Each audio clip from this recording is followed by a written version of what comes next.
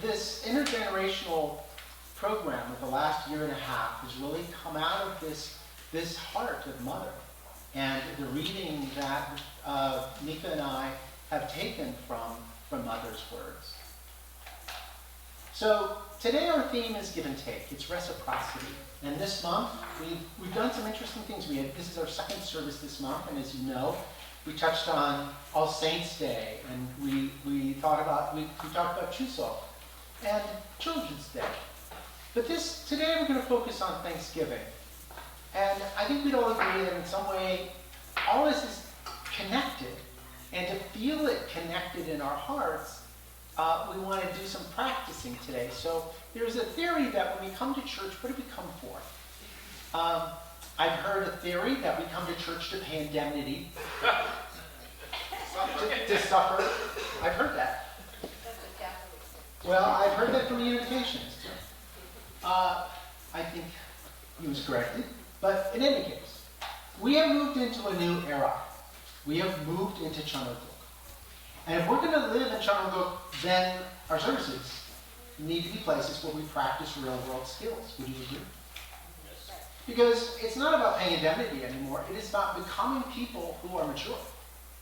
People who can engage the world and move the world and touch the world. And we have to feel the world. We have to understand God's pain, but also God is now giving liberated people every day. And I know there's work to do, but for us to do that work, we have to be nourished. And so there's also the view that church is like a mechanic shop where we're getting tuned up. We're opening up the hood and getting tweaked. Okay? That's one metaphor. And another metaphor is the idea that we come to practice. Come to practice some new skills. That means learning. Because restoration is actually about recreation. It's about the principle of creation. Living up to the principle of creation means allowing ourselves to be recreated in the spirit and the love of our Heavenly Parent and our true parents. So we're going to do a little practice today, and I'm excited. So, hey, we have 7 core values, and welcoming is one of them. Can we work on welcoming today? Yeah. All right, let's meet some new people. That's part of the program. We're going to end today with a get-to-know-you game. Okay, that's at the end. I'm letting you know what's coming. So just get on your happy faces. Remember what it was like when you went fundraising. Right? I mean, that was the whole purpose of fundraising. We wanted to meet somebody and like, hi, how you doing? I'm not afraid of this guy. How you doing? I'm going to sell you some roses. Right? That was the whole thing. That was to move and change and grow our hearts. You know, that was the real, that's what Father wanted us to do. So a compassionate home where strangers become friends, children become adults, and adults become like children. And I want to convey my message in a few minutes that that's what Thanksgiving is very much about. So, let's start off with a little meditation. It's a meditation on Thanksgiving. And maybe before we get started, find a pen, because the meditation is going to end with you writing something down. Okay, so some of you have crayons, some of you have pens. Find the color, the shade, the type of thing you like to write with, and if there's not enough of what you like, walk over to another table and steal one of their pens. No, don't steal it. Share it. Ask them if they can share.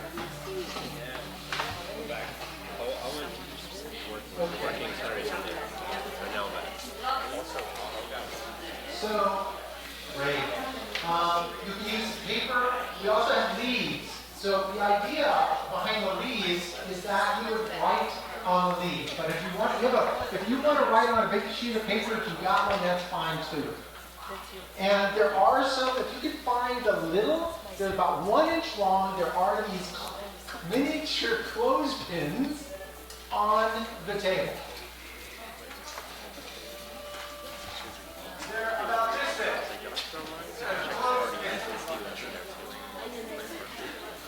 And at the end, I'm going to ask you to come up and clip your note to our gratitude tree.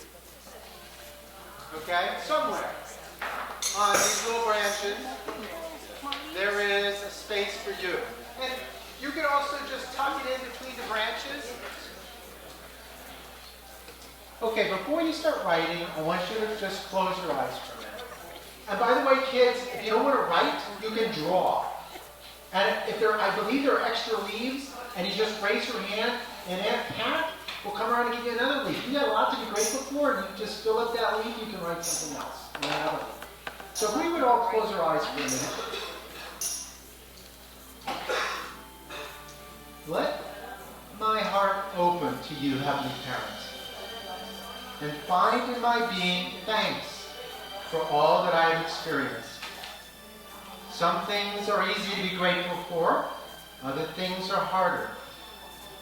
I know that great people like Jesus, Buddha, and our true parents understand the value of accepting and being grateful for whatever comes my way.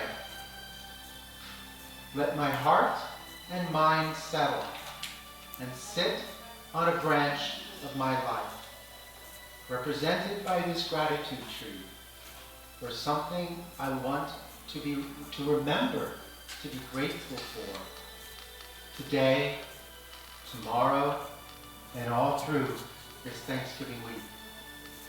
Let me write it down or draw it on a leaf that I've been given with a joyful heart, knowing that my choices shape my life.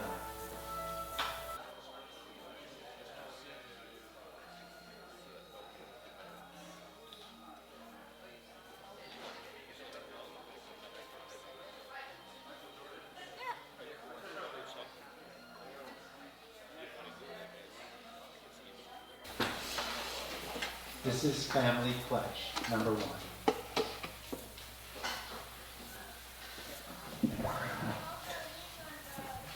Before we recite the pledge, let us first offer a half bow to our Heavenly Parent and true parents. 저희가 하늘분과 저에서 조심차 부모님 앞에 건배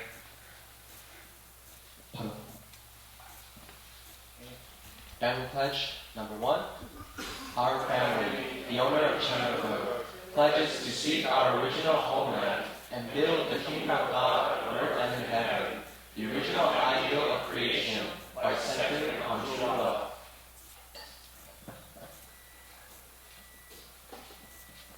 You may be seated. So, we chose this particular pledge today because of the phrase, seek our original homeland. And that's very much at the heart of what Thanksgiving is about. So, as we welcome Thanksgiving, let us welcome others. I'd like to point out that this is the core message, but it's actually, in our services, we actually have a very intergenerational message. So I will kind of give part 1, and then Keita will share a reading, and then Mika will conclude the message with some of our true parents' words and some comments. So, I love New England. As some of you know, last Sunday I spoke a little bit about this at our rally for religious freedom. I was born in Virginia, raised in California, but New England is my home. I love it here because of the history, because of its religious roots. I also have ancestors who came over on the Mayflower. I think they want me to be here.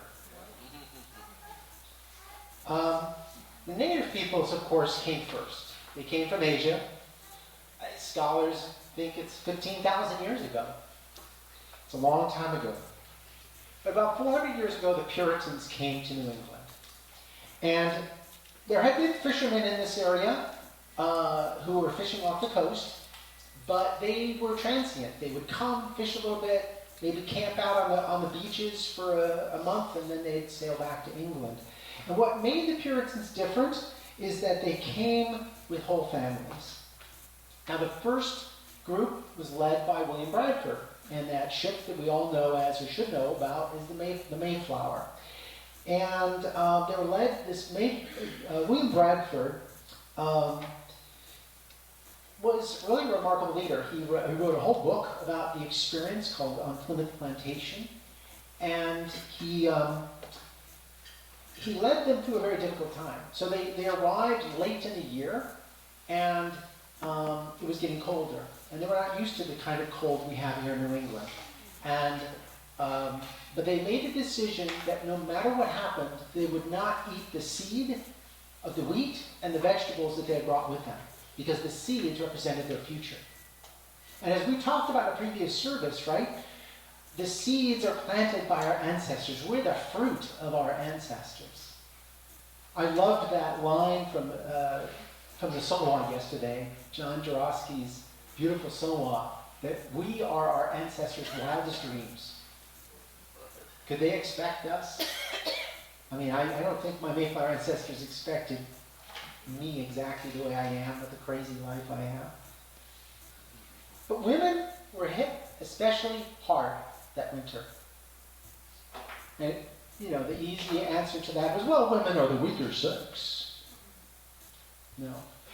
The reason women died in greater numbers than men is because they often used their bodies to warm their children. And if there weren't enough blankets and there wasn't enough food, the moms went without. So they made it through, not everyone. And somehow they unbelievably, through all that difficulty, thanked God. Now they were seeking their original homeland, and they were humble. They had lived by a covenant. And a covenant goes back to the Jewish people.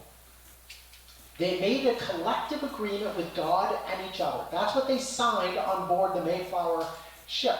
A compact that said, we will have each other's backs, but we will be aligned with God. And if we ignore God, if we forget about God, we can't expect God to protect us. And we probably won't make it.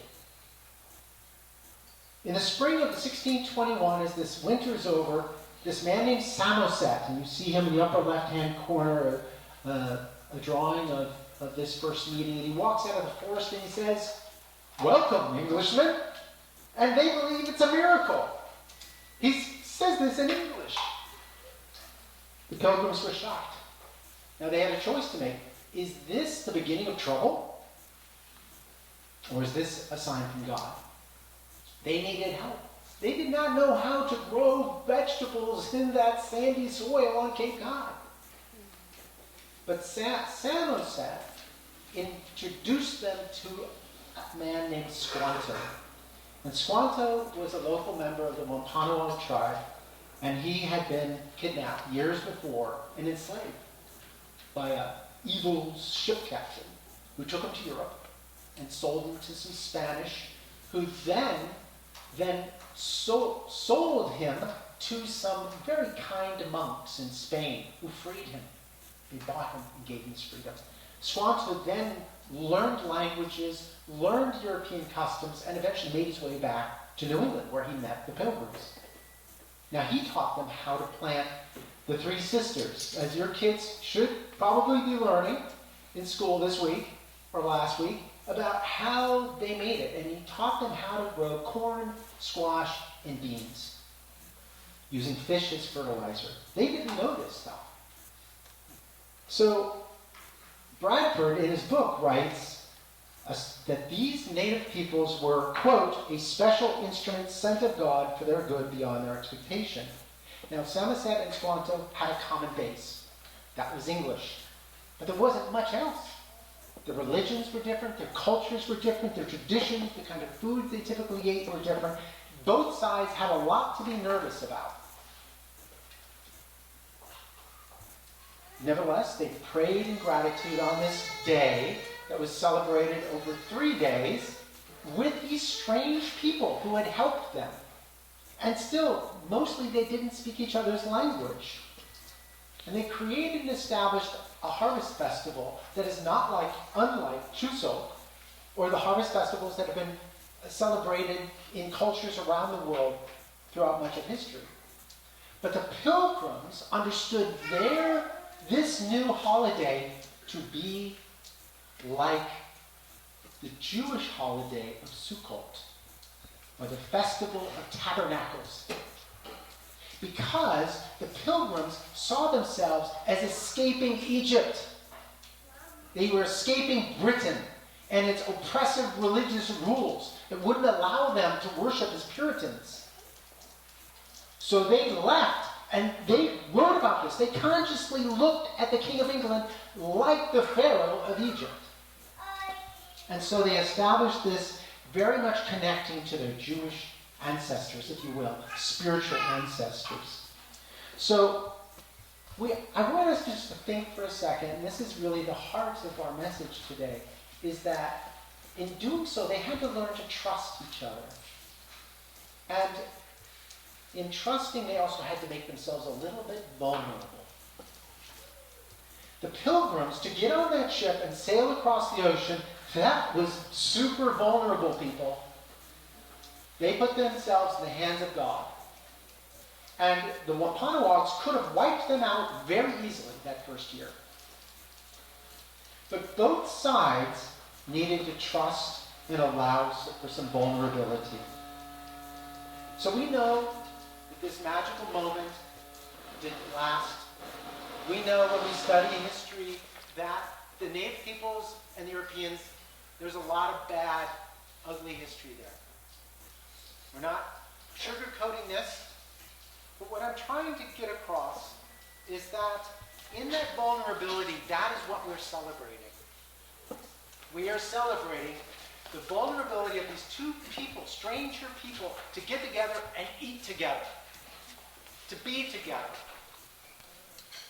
God needed both sides, very different peoples, to reciprocate and have trust and to be a little vulnerable to each other, to have kindness in their hearts, to have a welcoming heart, and to be a little bit vulnerable.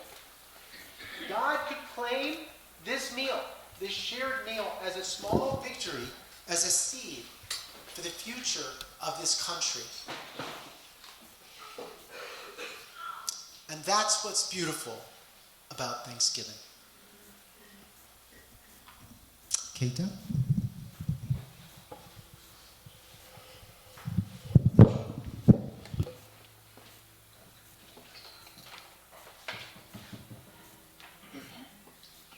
Good morning.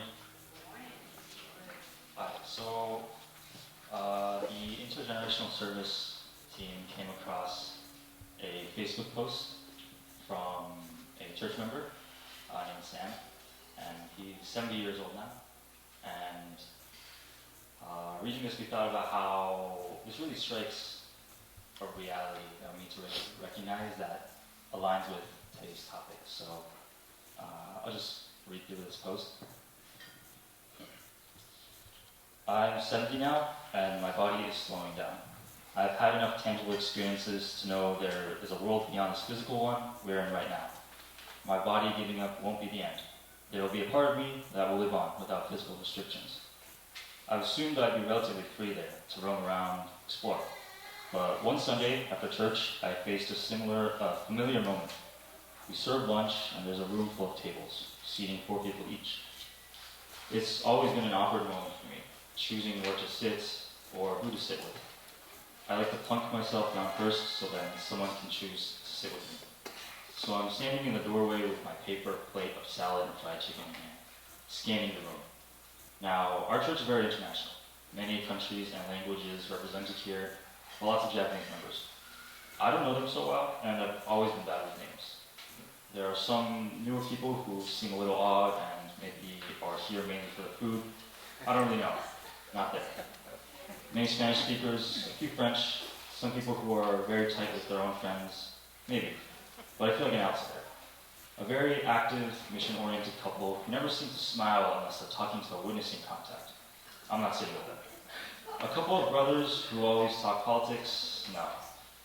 There are actually only a few tables here I'd be comfortable sitting at.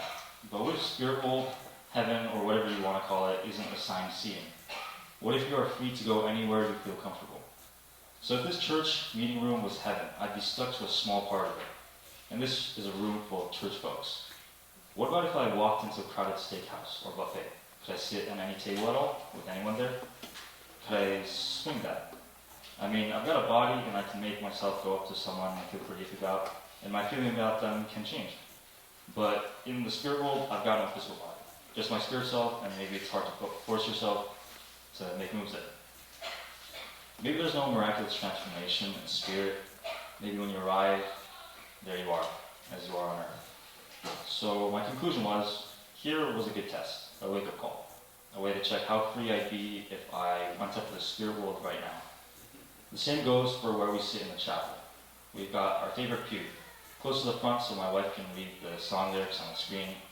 Same people around us every time, but how many people do I feel free to sit with here? Freedom was a very popular subject when I was growing up, and still is today. Usually people take it to mean nobody's telling you what to do. Freedom from being told what you can and can't do, to do whatever you want. But what if freedom is being able to feel at home with any kind of person, in any kind of place? I mean, if there's someone I can't stand, I have to leave when they show up, right? I can't be in the same place with them. Either they have to leave or I have to. How free is that? That's kind of hell, actually. This person can dictate where I go and don't go, all because I can't stand around being them. Can you feel at home with someone who passionately disagrees with someone you really believe in? With something you really believe in? Is there a side of town you just don't go to? How about around young people, old people, people who yell and laugh a lot, people who never raise their voice, on the left, on the right, in the middle, poor, rich, middle, artistic, flexible, logical, rigid, all kinds of people in this world, dramatic, boring, all kinds. How many different kinds of people do you feel at home with? Maybe that's how free you're going to be after you die. And this life here is short compared to the life there. Jesus knew where he was going. He loved his enemies. I guess I've got ways to go if I want to be as free as him. Thank you.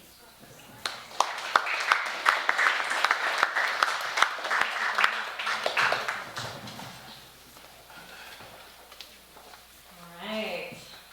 How many of you could relate to that description of being in a room and trying to figure out where to sit and already having so many predispositions of, what we think about people? So actually, when Uncle Bruce shared this post with our little planning team, I was reminded of this image of heaven and hell, where it essentially looks exactly the same, but in one instance, the people are suffering because they have these long spoons and they can't feed themselves. And in the other instance, actually, everyone is joyful, and I won't spoil it, okay, because we found a little video that depicts actually what's called the parable of the long spoon, which I didn't even know. So we're going to watch this, and then I will share some words from our true parent. All right, that was an interesting interpretation, right? Yeah. Interesting graphic. Did you notice that God was in the shape of a woman? That was very interesting. Okay. All right, so I'm going to read a couple words from Father and Mother Moon, and then share my own interpretation. Okay. This is from our true Father. The world of peace can never come to exist as long as we focus only on receiving love. In the realm of true love, our physical parents are not our only parents, nor are our physical siblings our only brothers and sisters. Even our own biological children are not our only children. Once we become people of true character, we will come to feel that every person is our parent's sibling or child, and we will want to treat them as such. This is from Mother Han. Hope, love, friendship, and beauty are unchanging, no matter how much time passes, and their value is eternal. Love awakens hope and courage in the most hopeless of circumstances. Today, many people have lost their moral direction, and we lament the dominance of materialism. The only way to heal this pain is by living lives of true love for the sake of others, not thinking about oneself. I open my eyes at daybreak and begin each day with prayer and meditation. I think very carefully about what I will do for whom, and then I act on that. Religious teachings and political and social reforms are important, but we cannot create a happy world through these alone. True love is giving a pair of socks with your whole heart to your neighbor who's shivering from the cold. Sometimes it's sacrificing completely for an utter stranger whom you may never see again.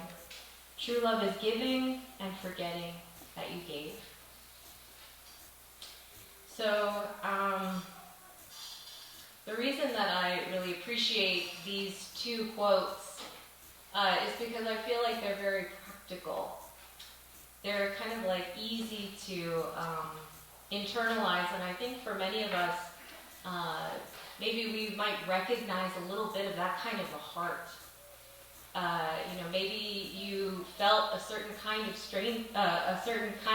kindness from a stranger that really helped you to feel like they were your own mother or your sister.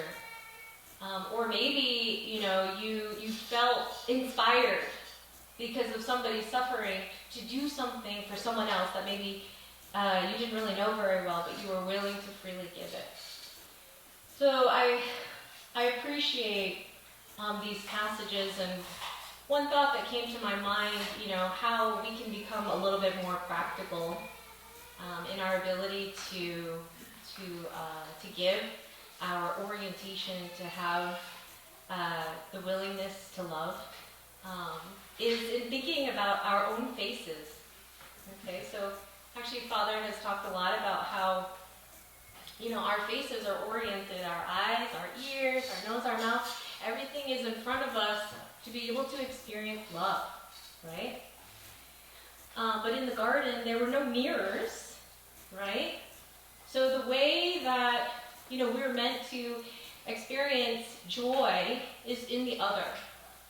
And particularly by looking at another person's face. In seeing another person's face, so actually there's a term for it where in nature or just in art, many times we see faces. Have any of you had that experience?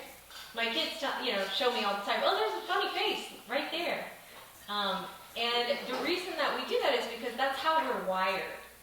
And I'm watching little baby Nico as he looks at everybody's face and just is filled with joy. Because as a baby, you're wired to receive. And also, he's learning to give through his smile, right? So I wanted to just read one passage from this book by Amy Bird called Saving Face. And she makes the case about how actually to really be open and vulnerable with one another is actually how we can see God in one another, and we can be God for others. We can extend that kind of love and heart for others. So anyway, she gives a little bit of the science here. Our gaze has its own vocabulary. We learn more about ourselves from others' gazes than we do by their words. The right side of the brain reads faces, and the face-reading side is the turbo side. Jim Wilder shares, it takes about 165 milliseconds, a sixth of a second, for a full round trip from one right brain to another right brain and back again.